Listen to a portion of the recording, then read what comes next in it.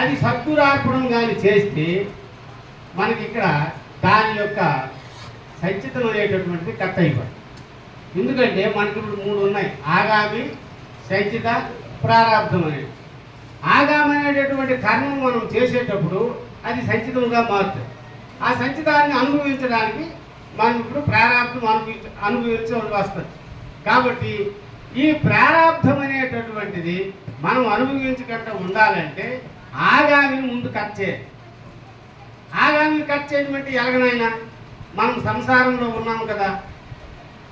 అంటే ఇక్కడ మన వీరబ్రహ్మేంద్ర స్వామి ఒక మాట అంటాడు: సంసారమందు ఉండి సంసారము రహితపరిచి సర్వము తానై అంశోహంబరి నుంచి అతడే రాజయోగి సత్యము సిద్ధాంతం. అంటే అర్థం ఏమిటి?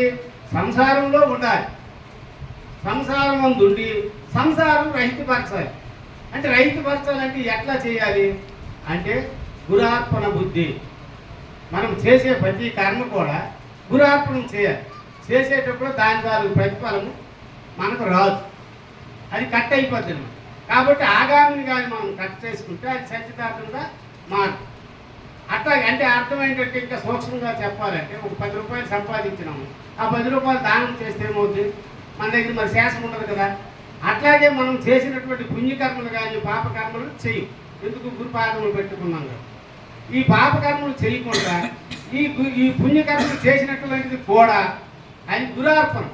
ఇప్పుడు ఇంత కార్యక్రమం జరుగుతుంది, ఇక్కడ అన్నదానం జరుగుతుంది, అన్నీ జరుగుతుంది. ఈ జరిగినటువంటిది గురార్పణం కానీ చేసుకుంటే మనకి ఇక్కడ ఆగామి అనేటటువంటి కట్ అయిపోతుంది. కాబట్టి ఇట్లా మనం చేసుకుంటాం. అందుకుండా ఎన్ని నోములు నోచి ఎన్ని వ్రతములు చేసి ఏమి ఫలము? కర్మఫలమే. కానీ ఈ కర్మఫలాన్ని ఎట్లా మనం కట్ చేయాలంటే గురార్పణం, అది సద్గురార్పణం. ఇప్పుడు మనకి అద్వైతులు ఒక మాట అంటారు భోజనం చేసేటప్పుడు: బ్రహ్మార్పణం, బ్రహ్మహవి, బ్రహ్మనోహకం, బ్రహ్మ ఇవైతే నగంతవ్యం, బ్రహ్మకర్మ సమాధినం అంటారు భోజనం చేసేటప్పుడు. అంటే ఇదంతా కూడా బ్రహ్మార్పణం, గురార్పణం అన్నా బ్రహ్మార్పణం అన్నా ఒకటి. అయితే మనం గురుపుత్రులం కాబట్టి గురార్పణమే మనం చేయాలి.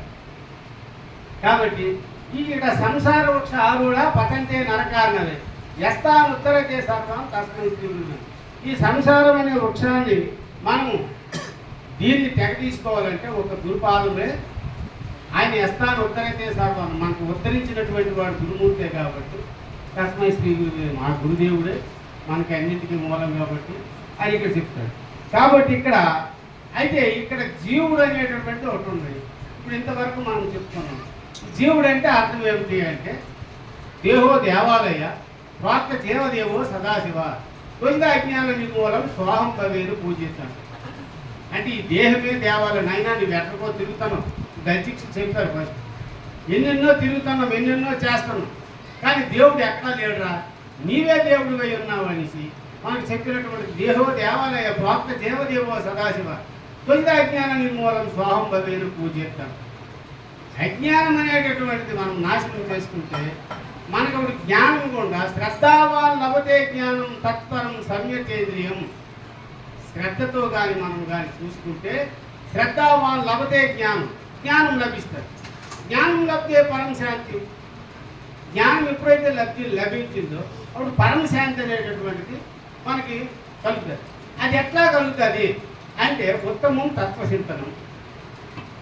ఉత్తమమైనటువంటిది తత్వచింతనం. తత్వచింతన ఉండే నీవు నీ స్వరూపాన్ని తెలియబడుతుంది. కానీ నీవు మిగతా ఎన్ని మార్గాలను ప్రయత్నించినా కూడా నీకు తత్వచింతన అనేటటువంటి నీ స్వరూపం నీకు తెలియబడదు. ఉత్తమం తత్వచింతనం, మధ్యమం శాస్త్రచింతనం. శాస్త్రాలు చదువుకుంటాం. అందులో ఇప్పుడు భాగవతంలో ఒక మాట ఉన్నది. ఏమున్నది? ఇందుగాడు అందులో ఏడని సందేహవరదు శక్తి సర్వోపగతుండు ఎందెందు వెతికిన అందే గాడని ఉంది పద్యం. మనందరం పాడాము, మనందరం అంటున్నాం పద్యం. కానీ ఇందుగాడు అందులో ఏడని సందేహవరదు శక్తి సర్వోపగతుండు ఎందెందు వెతికిన అందే గాడు దానవాగ్రా నీ వింటే అంటాడు. అంటే కొడుకు చెప్తాడు తండ్రికి, అది ఎందెందు అంతటా ఉన్నాడు కదా పరమాత్ముడు, అంతటా నిండి ఉన్నాడు కదా, ఎట్లా నిండి ఉన్నాడు అనేటటువంటిది మనకు తెలియాలంటే మళ్ళీ ఉత్తమ తత్వచింతనకి మనం వెళ్ళాలి. అదమం మంత్రచింతనం. ఇప్పుడు మంత్రచింతనం పట్టుకున్నాం, కూర్చున్నాం, ఏదో ఒక మంత్రాన్ని పట్టుకుంటే అక్కడ ఏమైంది? అది పరోక్షమే కానీ అపరోక్షం అనేటటువంటిది తెలియజేది. అపరోక్షం అంటే ఏమిటి, పరోక్షం అంటే ఏమిటి అనేటటువంటి విషయాన్ని కానీ మనం గ్రహించినట్లయితే పరోక్షం అంటే నీకంటే ఒకడున్నాడు, రాముడు ఉన్నాడు, కృష్ణుడు ఉన్నాడు, అల్లా ఉన్నాడు, యేసు ఉన్నాడు, లేకపోతే ఎవరు ఉన్నారు, దేవుడు ఒకడు ఉన్నాడు అనేసి అనుకో. అపరోక్షం అంటే ఏమైంది? ఈ తత్వ చింతన చేత నీవే ఆ బ్రహ్మము అందుకునే మనకి అంటాడు అలచిత్రవేద మహావాక్యమునందు నీవే బ్రహ్మము బ్రహ్మ నీవే అనసు, ఉపనిషత్ భాషణములు ఊహించి వెతికినా నీవే బ్రహ్మము బ్రహ్మ నీవే అనసు, మంత్రశాస్త్రములలో మర్మము తెలిసిన నీవే బ్రహ్మము బ్రహ్మ నీవే అనసు, యోగ శాస్త్రములలో యుక్తి సాధించిన నీవే బ్రహ్మము బ్రహ్మ నీవే అనసు, వేదాంత సిద్ధాంత వేత్తలల్లా అంటే వేదాలు వేదాంతంలో తెలిసినటువంటి మహానీయులలో కూడా నిశ్చయితులు నిత్యము నిరోధించాలి. అంటే ఇక్కడ పరోక్షం అంటే ఏమిటి, అపరోక్షం అంటే అపరోక్షం అంటే అదే నేనై ఉన్నాను. ఇక్కడ చెప్పుకున్నాం కదా ఇప్పుడు శ్వాసంలో దేహో దేవాలయ ప్రాప్త దేవదేవో సదాశివ, ఈ జీవుడే ఆ దేవుడు, ఆడే సదాశివుడు. సో ఇది అజ్ఞాన నిర్మూలం, అజ్ఞానాన్ని నువ్వు పారదోలు, స్వాహం భవేను పూజయత్తు, ఈ స్వాహమే పూజింపబడుతుంది అని ఇంతవరకు శిష్యునికి. ఎందుకంటే ఇక్కడ అభ్యాసులు ఉంటారు, అభ్యాస అతీతులు ఉంటారు, ఆరుడులు ఉంటారు, ఆరుడు అతీతులు. కాబట్టి ఇవన్నీ కూడా స్వాపానాలు అనేటటువంటి మనం చక్కగా చెప్పినట్లుగైతే వాళ్ళకి అర్థమవుతుంది. చెప్పినప్పుడు అప్పుడు ఏమైంది, ఏదైతే స్వాహం అనేటటువంటిది ఉందో అదే నీ స్వరూపము, ఏదైతే బ్రహ్మం అంటున్నావో అదే నీ స్వరూపము, ఏదైతే ఇప్పుడు మనకి దాకా స్వామి చెప్పారు అఖండ స్వరూపం అదే నీ స్వరూపం అని ఇక్కడ మనకు చెప్పినటువంటి విషయం. అయితే ఇక్కడికి ఏమైంది అంటే హృదయ గంధి విడుదకై సదయత ఈ బోధ తెలుపు జనరాగుడై వదలక చిత్తము లోపల గురుపదములు తలపవలదే భక్తుడైనప్పుడు భ్రాంతి రహిత శత్రుడైనప్పుడు. అంటే ఇక్కడ హృదయ గంధి అనేటటువంటిది ఏమిటి అనేటటువంటి మనం ఆలోచన చేస్తే హృదయ గంధి అనేటటువంటిది ద్వైత మతంలో జాగ్రత్త స్వప్న సుసుప్తులతో కూడుకునేటటువంటి అవిద్య హృదయం. ఇది ఎక్కడ అంటే ద్వైతం. అంటే ఎట్లాగా బ్రహ్మము సత్యము, జగత్ అసత్యం, బ్రహ్మము సత్యము, జీవుడు అసత్యం. కాబట్టి ఇది హృదయ గంధి అని ఇక్కడ మనకు చెప్పేటటువంటి విషయం. ఎందుకు అంటే ఇక్కడ అష్టపాశములతో ఈ శిష్యుడు అనేటటువంటి వాడు అంటే జీవుడు అనేటటువంటి వాడు తగిలి ఉంటాడు. మనకి ఇప్పుడు తల్లిదండ్రులు, భార్య, తనయులు, మిత్రులు, ధనము, సహోదరులు, తరువులు, ఈ అష్టపాశములు అనేటటువంటి దీనిలోనే మనం పారాడుతుంటాం. ఎప్పుడు కూడా దీన్నే తగులుకొని ఉంటాం. మనకి పరమాత్మ అంటే తెలియదు, ఏమీ తెలియనటువంటి విషయాల్లోన ఇక్కడ మనం ఏమవుతుంది, పరమాత్ముడు అనేటువంటి వాడు ఉన్నాడు అని అంతరనే మాట విని నేను జీవుడిని కదా అనేటటువంటి ఈ అష్టపాశంలో తగులుకునేటటువంటి ఇది హృదయగని. దీన్ని వేడాలి, ఆ తర్వాత పరమాత్మ స్వరూపాన్ని తెలియాలనేటటువంటి అక్షర పురుషుడు తెలియాలనేటటువంటి ఉద్దేశంతో ఇక్కడ ద్వైత మతములు ఏమవుతుంది, ఇది హృదయగని, దీన్ని వీడితే మనకు మోక్షం లభిస్తుంది అనేసి అనుకుంటాం. అయితే ఈ హృదయగంధిని అద్వైత మార్గంలో గుండా ప్రయాణిస్తే ఏమవుతుంది అని మనం కానీ ఆలోచన చేసినట్లయితే అక్కడ ఏమని ఉంది, దానికి కృష్ణగురువులు అంటారు త్వరలో 9 గల మర్రికి 2 మరకలు 4 ఎర్రది తెల్లది నల్లది కర్రిది దాని ఆక్రమందు కలదొక్క తోడు అదే ఎరుకని పులుగుండు చోటు కుర్రా గురుబోధనే గొద్దలితో మర్రి పులుగులు 2 మనసు కొట్టకపోని అంటారు. అంటే అక్కడ ఏమైంది, అద్వైత మార్గం గుండా వెళ్ళేటప్పుడు ఆ బ్రహ్మమే నేననేటటువంటి స్థితికి పోవాలనేసి మనము ప్రయత్నించేటప్పుడు ఈ హృదయ కండేటటువంటి అక్షర పురుషుని మిద్ది చేసుకోవాలని ఇది త్వరలో 9 గల మర్రికి 2 మలకలు అంటే మనకు అందరికీ తెలుసు నేత్రాలని. మరి 4 ఎర్రది నల్లది కర్రీది దాని ఆక్రమందు కలదొక తూడు అదే ఎరుకని పులుగుండి చోటు. ఈ ఎరుకను కానీ ఎరుకంటే అర్థం ఏమిటి అంటే ఈ రెండింటికి అగ్రస్థానం ఏది అంటే భూమధ్యస్థానం. భూమధ్యస్థానంలో ఏమున్నది అంటే జ్ఞానం. ఇదే మూలం లేని గుర్తెరిగే శరీరం. ఈ గుర్తెరిగే శరీరాన్ని గుర్తెరుగుతున్నది కాబట్టి దీన్ని కూడా నాశనం చేస్తే మనం ఇక్కడ నుండి నిర్గుణ బ్రహ్మానికి పోయి మనకి ముక్తి మార్గం లభిస్తుంది అనేసి ఇక్కడ హృదయ గంధి నుండి ఇక్కడ ఇది చెప్పారు. అంటే స్టెప్ బై స్టెప్ ఇక్కడ అక్కడికి వెళ్ళిన తర్వాత ఇంకా మన అచిర పరిపూర్ణ పరమాహ్యం అంటే మనం అచిర సాంప్రదాయంలోకి వచ్చేటప్పటికి హృదయ గంధి ఏమిటి అంటే ఇక్కడ చాలా నీట్గా చెప్తాడు అనమాట.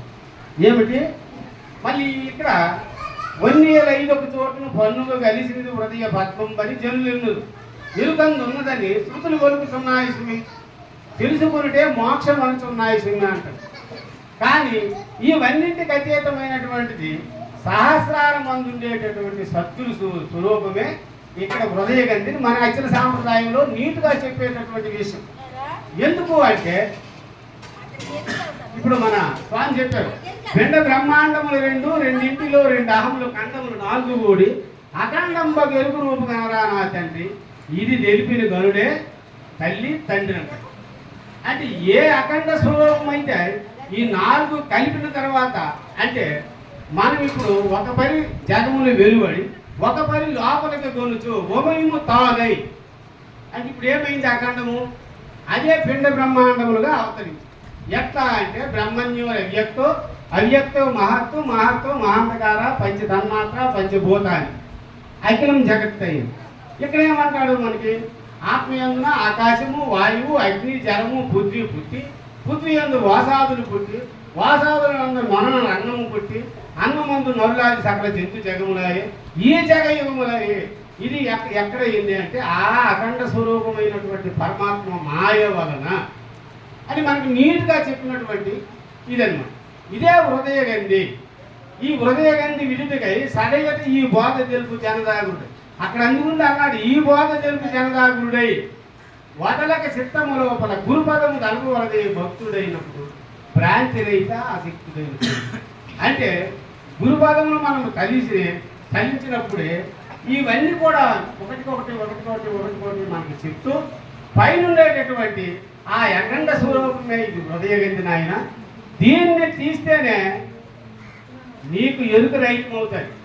లేకపోతే జీవుడిని తీసిస్తే ఆత్మ మిగిలిపోతుంది, ఆత్మను తీసిస్తే బ్రహ్మం మిగిలిపోతుంది. బ్రహ్మం అని దాని నుంచావా మళ్ళీ అది విత్తే చెట్టు పుట్టుని విత్తే విత్తనము రీతి వెలైన ధరపై విత్తుకు చెట్టుకు వేరే విత్తనం ఒకటి ఉన్నదంటే వినకూడదు. అంటే ఆ విత్తే ఆ బ్రహ్మమే మళ్ళీ చెట్టు అయిపోతుంది ఆయన. కాబట్టి దాన్ని పీకేమంటారు అని కూడా 161వ ఖండార్థంలో ఎరుగుననేది దొరికి ఎరుగుదును తనను పరులు ఎరిగిన దొరికే ఎరుగు నెరుగుదు నన్ను తన్ను తాను ఎరుగుతుండేది దొరికే నిరుగము బుద్ధి నీ వెరుగు మీద నిగమ ప్రసిద్ధి. గురుమంత్రం అనేటి గ్రొద్దలితో ఎరుక కూకుడు వేరు ఎరిగి త్రవ్వితి చాలు నిరుగము బుద్ధి అంట. నీ వెరుగు ఇది నిగమ ప్రసిద్ధి. ఏదైతే గురుమంత్రం అనేటువంటి గ్రొద్దలు ఉన్నదో ఆ గురువుకి 4 సేవలు చేస్తూ ఆయన దగ్గర గురుముఖైన జ్ఞాతయ్య అన్యగా గంధకోటి అంటారు. అంటే గురుముఖానే జ్ఞానం మనం తెలుసుకోవాలి. ఎన్ని గ్రంథాలు చదివినా కూడా నీకు ఈ పూర్ణబోధ తెలియబడదు. కాబట్టి ఆ ఎరుగుననేది ఎరుగుదలనేది ఎరుగుదును తన పనులు జరిగినది ఇదంతా కూడా అఖండ స్వరూపమేరా ఆయన. అంటే ఎరుగుదలని అంటుంది ఎక్కడ జాగ్రత్తలో ఎరుగుదలని అంటుంది. ఎరుగుదును తన పనులు జరిగింది జరిగే అంటారు. నన్ను మళ్ళీ జాగ్రత్తలో నన్ను అంతటి ఎరుగుతాను అంటుంది. మళ్ళా ఎరుగుందని తన్ను తాను ఎరుగుతుండేది జరిగేది. నాకు తెలియదు ఏమి తెలియదు అంటూ మళ్ళీ తన్ను తాను అనేటటువంటి అఖండ స్వరూపాన్ని కూడా ఎరిగేది ఆ ఎరిగేది. కాబట్టి ఇటువంటి దాన్ని నీవు కూపుడు వేరు గురుమంత్రం అనేటటువంటి గ్రొద్దలంటే గుణపాము నాకు ఈ గ్రొద్దలతో ఎరుక కూపుడు వేరు ఎరిగి త్రవ్వితే చాలు నిర్వము బుద్ధి. ఇక్కడ ఇదే హృదయ గంధి. కాబట్టి ఈ హృదయ గంధి అనేటటువంటి సమూలముగా నాశనం చేసినప్పుడే నీకు జన్మ రాయించే స్థితి కలుగుతుందని ఇక్కడ మన యొక్క విధానం ఉంది.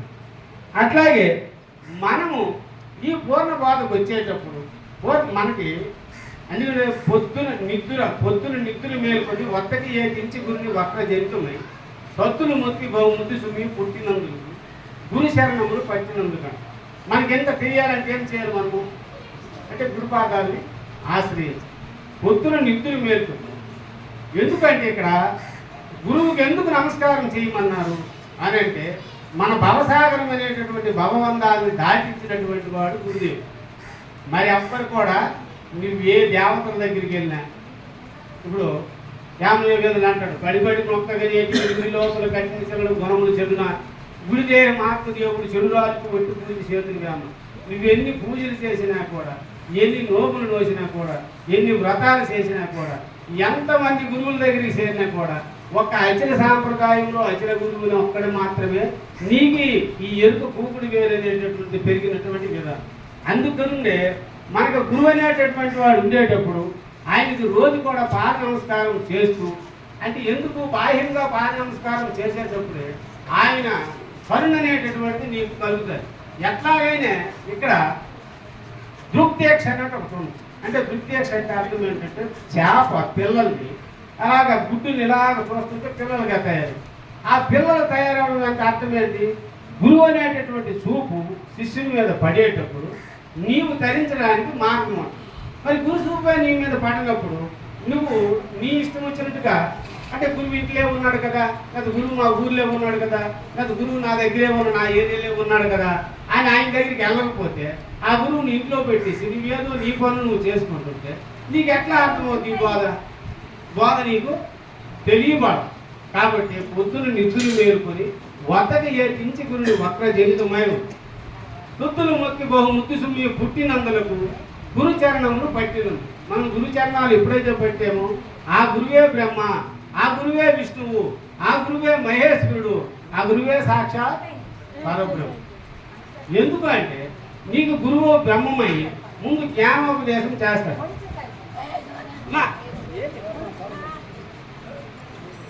ఆ గురువే విష్ణు రూపుడై నీకు ఈ బోధ విధానం వల్ల సాంఖ్యము, తారకము, అమనస్కము, మహావాక్య విచారణ, ఆ వాక్యాలకు అతీతమైనటువంటి వేదాంతము, వేదాంతానికి అతీతమైనటువంటి పూర్ణ బోధన కూడా చెప్పినటువంటి వాడు విష్ణు రూపుడే చెప్తాడు.